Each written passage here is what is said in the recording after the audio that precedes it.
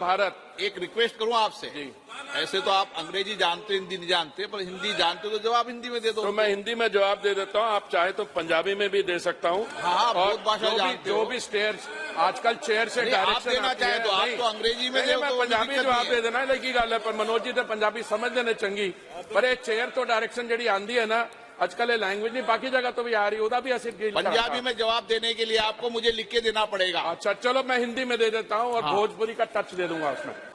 माननीय मंत्री जी ने बताया है कि आयुष्मान भारत योजना देश के लाभार्थी परिवारों को 5 लाख रुपया प्रति वर्ष स्वास्थ्य बीमा लाभ प्रदान कर रही है।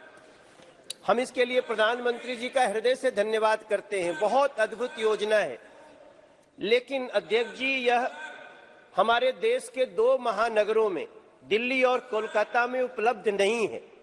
वहाँ के लोग बहुत परेशान हैं, चाहे वहाँ के स्थानीय लोग हैं या बहुत माइग्रेंट लोग वहाँ जाके बसे हैं, वो सभी परेशान हैं।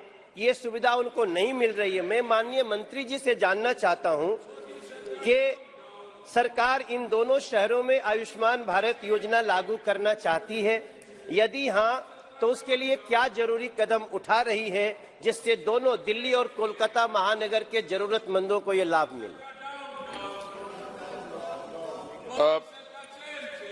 So the honourable member has taken and asked for a specific focus on माननीय मंत्री आयुष्मान भारत। एक रिक्वेस्ट करूं आपसे, ऐसे तो आप अंग्रेजी जानते हिंदी नहीं जानते, पर हिंदी जानते तो जवाब हिंदी में दे दो। तो मैं हिंदी में जवाब दे देता हूँ, आप चाहे तो पंजाबी में भी दे सकता हूँ। हाँ, बहुत भाषा जानते हो। जो भी स्टेयर्स आजकल चेयर से डायरेक्शन देना चाहे तो आप तो अंग्रेजी में दे दो। मैं पंजाबी जवाब दे देना लगी गल है, पर मनोज जी तो पंजाबी समझते ने चंगी, पर ये चेयर तो डायरेक्शन जी आंदी है ना आजकल, ये लैंग्वेज नहीं बाकी जगह तो भी आ रही, ओदा भी असर पंजाबी में जवाब देने के लिए आपको मुझे लिख के देना पड़ेगा। अच्छा चलो मैं हिंदी में दे देता हूँ और भोजपुरी का टच दे दूंगा उसमें। सर ऐसा है, ये प्रश्न जो पूछा गया है माननीय सांसद, माननीय ऑनरेबल मेंबर ने, ये है प्रश्न है सिविक इम्यूनिटीज जो स्लम्स में दी जाती है। और सभापति महोदय आपको भी ज्ञान है, ऑनरेबल मेंबर्स को, लैंड और कॉलोनाइजेशन जो है स्टेट सब्जेक्ट्स हैं, और इस समय जो हमने केंद्रीय योजनाएं माननीय प्रधानमंत्री जी ने चालू की थी और जो 2015 जून से ज्यादातर हुई है, उसमें इसका लाभ जो है देश भर में सब जगह पहुंच रहा है। जैसे प्रधानमंत्री आवास योजना होगी, उसमें स्वच्छ भारत मिशन होगी, अमृत।